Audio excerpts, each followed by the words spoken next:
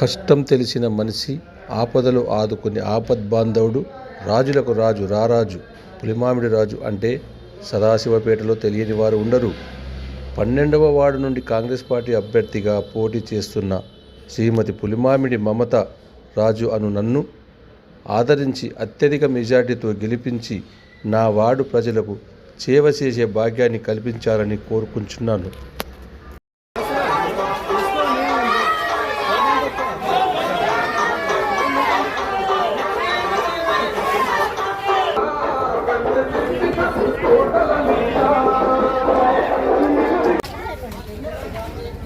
Municipal ఎన్నికల ప్రచారంలో భాగంగా ఈరోజు 12వ వార్డులో ఇంటింటికి ప్రచారం నిర్వహించడం జరుగుతుంది.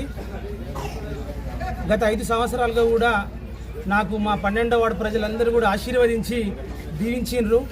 వారి అనుగుణంగానే మా 12వ వార్డులో ఎంతో అభివృద్ధి కూడా చేయడం జరిగింది. ప్రజల మనసుకు హత్తుకునే విధంగా కూడా అభివృద్ధి చేయడం జరిగింది. ఖచ్చితంగా ఈసారి కూడా మా యొక్క 12వ వార్డు నుంచి మహిళా రిజర్వ్ కావడంతో మా యొక్క శ్రీమతి పులిమామిడి మమత గారు మా 12వ వార్డు నుంచి నిలబడడం జరుగుతుంది.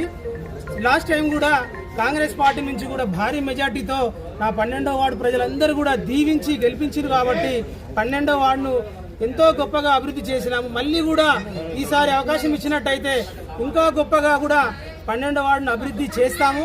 అలాగే సదాశివపేట పట్టణంలో కూడా 26 వార్డులలో కూడా ఖచ్చితంగా ఈసారి కాంగ్రెస్ పార్టీ గెలవబోతుంది.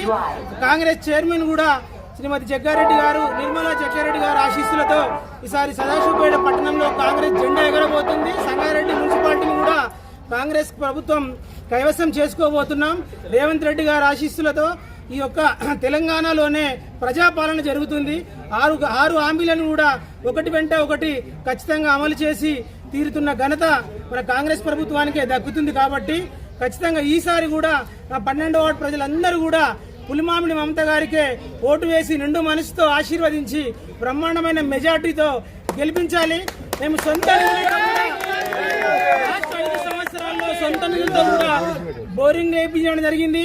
మున్సిపల్ సహకారంతో సీసీ రోడ్లు, సెంట్రల్ లైటింగ్ అన్ని విధాలా కూడా మన వార్డును సర్వతోముఖాభివృద్ధిగా అభివృద్ధి చేసుకోవడం జరుగుతుంది. కాబట్టి ఈసారి ఖచ్చితంగా 12వ వార్డు ప్రజలందరూ కూడా నిండు మనసుతో దీవించాలని మనస్ఫూర్తిగా కోరుకుంటూ, ఈసారి మున్సిపాల్లో ఎగరబోయేది కాంగ్రెస్ జెండానే కాబట్టి మన సదాశివపేట పట్టణాన్ని కూడా అన్ని రకాలుగా కూడా అభివృద్ధి చేసుకుందాం. కాంగ్రెస్ పార్టీకే ఓటు వేసి అందరు అభ్యర్థులను కూడా గెలిపించాలని చెప్పేసి మరొకసారి కోరుకుంటూ ధన్యవాదాలు.